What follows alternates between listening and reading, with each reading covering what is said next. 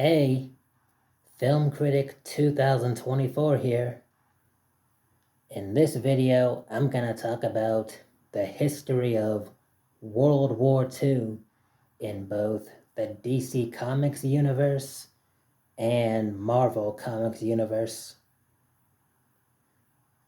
In DC, there's this old show called Justice League with season 1, towards the end of season 1 with the finale.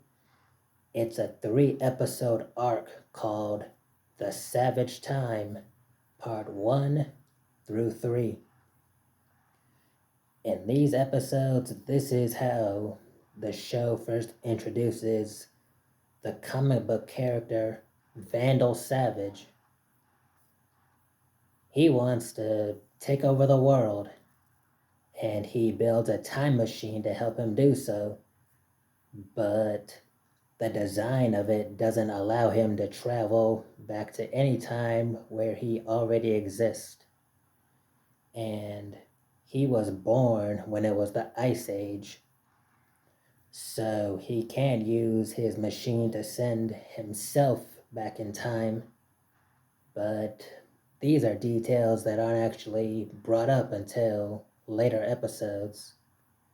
So instead, Vandal Savage uses the machine to send a computer to his past self.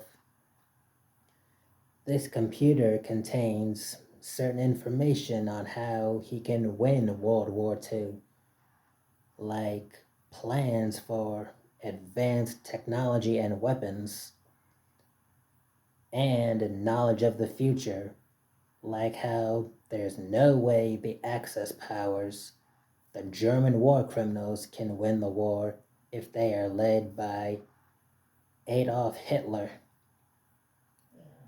There's also D-Day.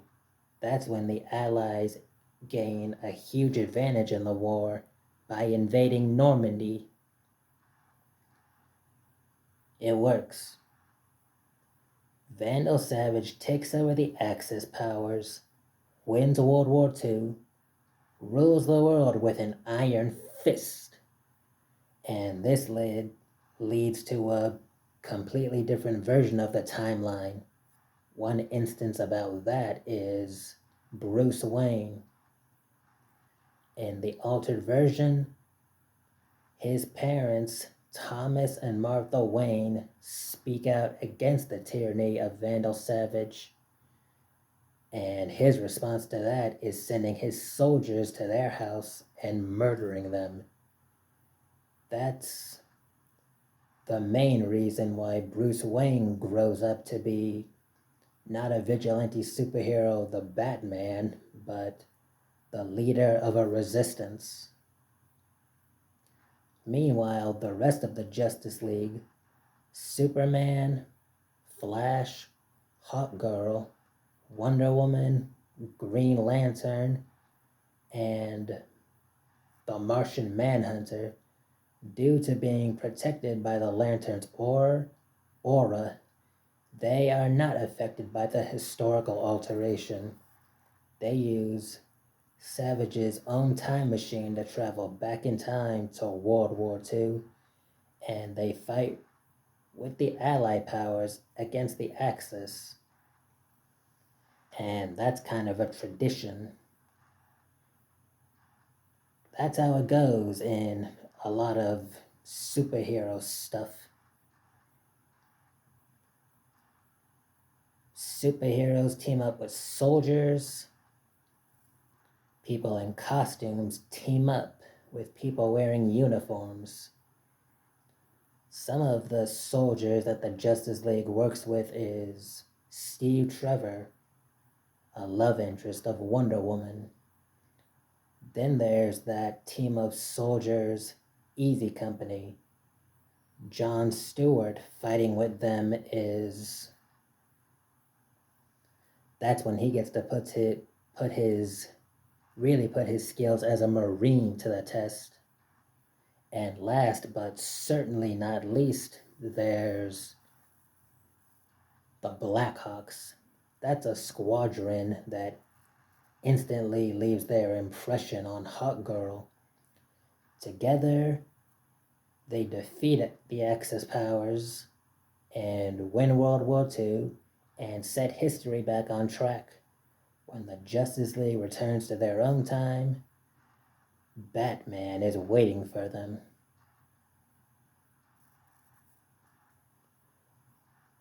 Then there's part 2 of this video, Marvel Comics' version of World War II.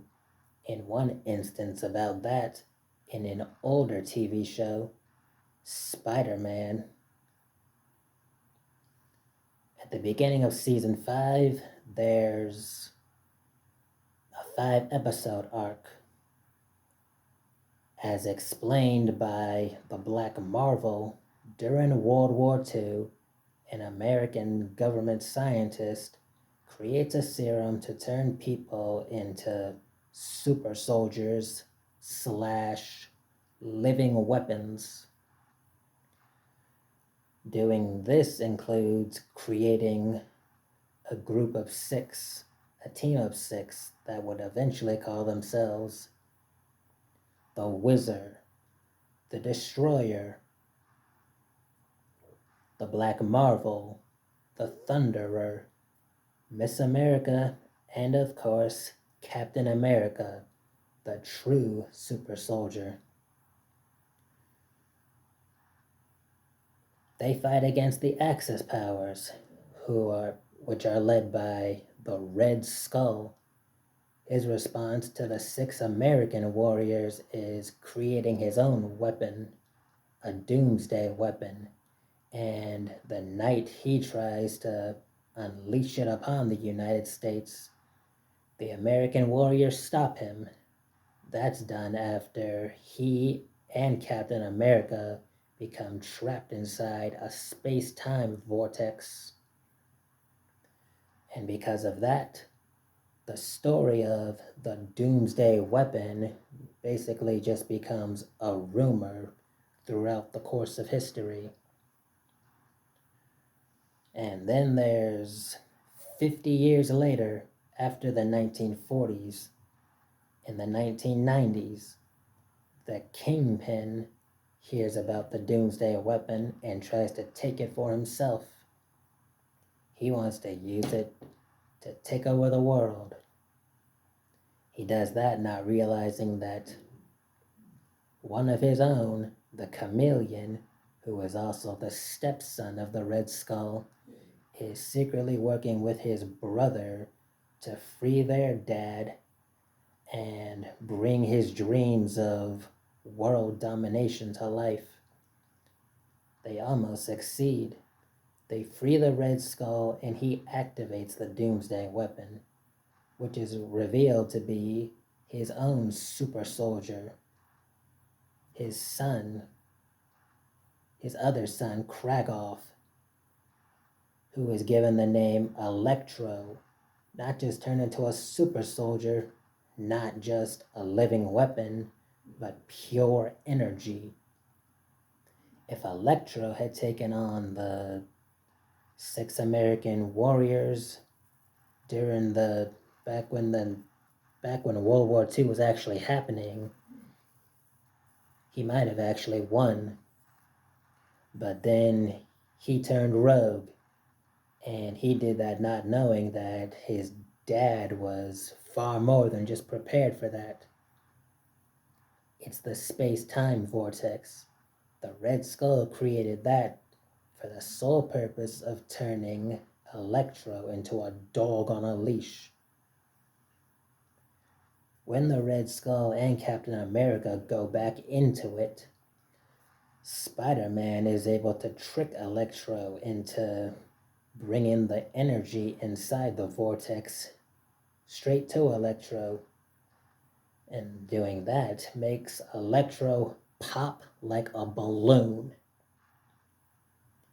After that, the machine is destroyed, the Doomsday complex is destroyed, and now that the Red Skull has supposedly been taken out of the picture, it's safe to say that Spider-Man finished off what the Allied powers started, defeating the Red Skull and winning World War II.